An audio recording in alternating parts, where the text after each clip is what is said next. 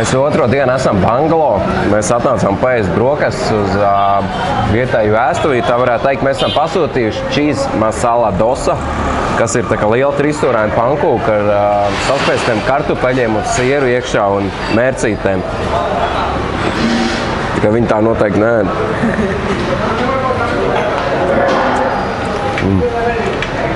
It's very good. Es varu pavērt, parādīt, kas tur iekšā.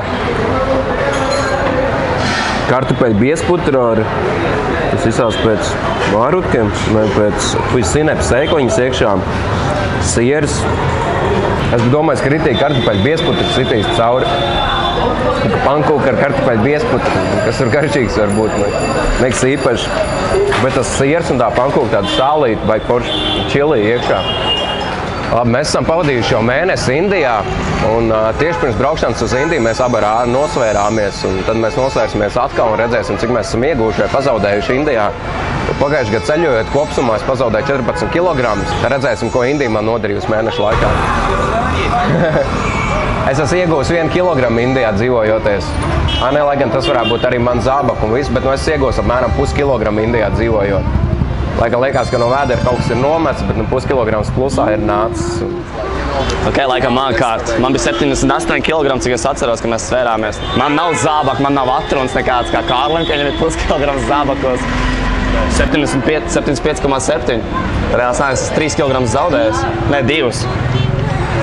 Nepagaid, man lidostā, man liekas, ka bija zābak. Tad varbūt kilogramus es zaudējis. Kaut gan man liekas, es esmu pieņēmies, tas var dīvaini.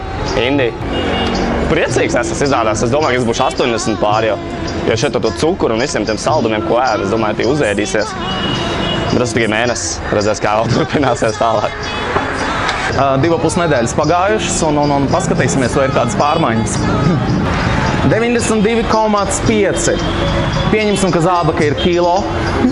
Puskilo. Ok. Sūdīgi man, es pieņēmu 2 kg svarā. Es arī nesūtos, es laiku gribēju svaru dabūt klāt, un tagad pēdējais, kad pēc pusgada būtu apalīši aizbrauksim mājās. Jā, laika mums vēl ir. Ir labi. Labi.